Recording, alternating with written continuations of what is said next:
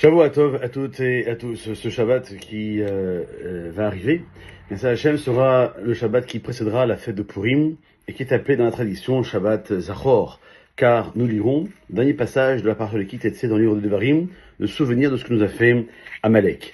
Le texte dit, 3 versets, le deuxième qui dit Asher Karecha Badderer. Lorsque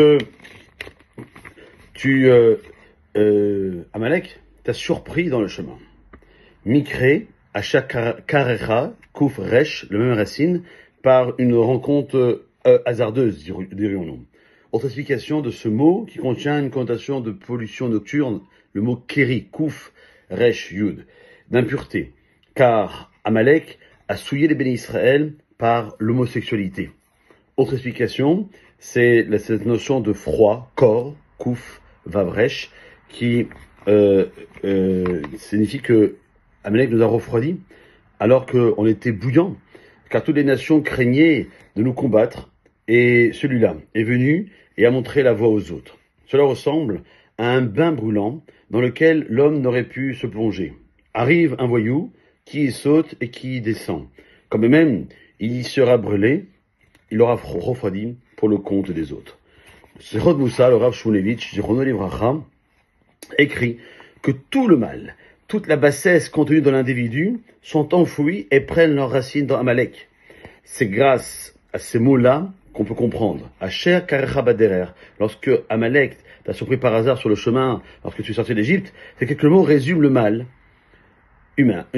Et c'est à cause de cela qu'il a été décrété l'effacement, l'effacement de Amalek du monde. Tant qu'il existera, ni le nom d'Hachem, ni même le trône céleste ne seront intégraux, et la guerre contre Amalek est déclarée pour chaque génération. C'est comme ça que se termine la paracha qu'on lira le matin de Purim. À chaque Baderer, ces mots signifient qu'Amalek t'a refroidi. Et il a refroidi la flamme qui brûlait en toi. Ce froid représente tout le mal, toute la bassesse que contient l'individu. La réflexion sur ces notions nous amène à mieux comprendre la grandeur de l'homme. En effet, on doit d'abord s'intéresser à la naissance de Amalek, définir la cause de sa venue au monde. Dans le Talmud de Sanhedrin, on nous apprend que Timna était une princesse qui désirait se convertir au judaïsme. Elle s'est présentée devant Abraham, Isaac et Yaakov, qui ont refusé de l'accepter. Elle est devenue la concubine de Eliphaz, le fils de Esav. Et de cette union avec Eliphaz va naître Amalek, qui a été le calvaire d'Israël. La Gemara conclut en disant pour quelle raison? Parce qu'il ne devait pas l'éloigner en la rejetant. Il n'y a pas le moindre doute que l'analyse faite par les patriarches provient seulement de leur perception par Roi HaKodesh, esprit prophétique, selon laquelle Timna n'avait pas le droit d'entrer dans le Ham Israël. Il n'y a pas, et malgré cela, nos maîtres nous dévoilent ici que les patriarches ne devaient pas l'éloigner. Et en conséquence à cela, elle a engendré Amalek, qui est la représentation du refroidissement, de l'éloignement.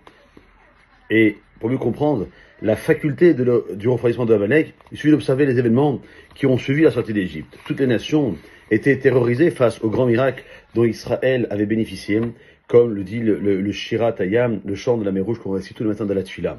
Personne n'est resté indifférent à de tels arguments, de tels changements surnaturels, excepté Amalek. Certes, il a constaté les miracles comme tout le monde, mais il n'a apporté aucune attention.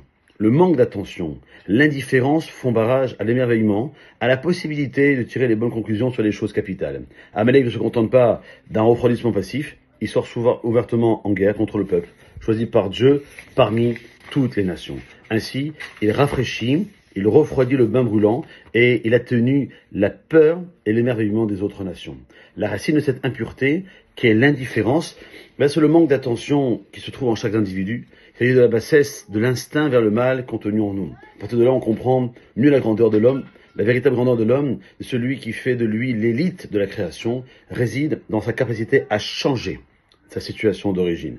Même les anges ne possèdent pas cette capacité, elle n'existe que chez l'être humain, car il a été créé avec un cœur. Grâce à l'attention, l'individu peut progresser, s'élever constamment. C'est ce que dira Rabbi Noah Kadosh, Rabbi Yehuda qui a écrit la Mishnah. Un individu peut acquérir son monde futur en un seul instant. Alors, soyons au rendez-vous. Passez une bonne journée.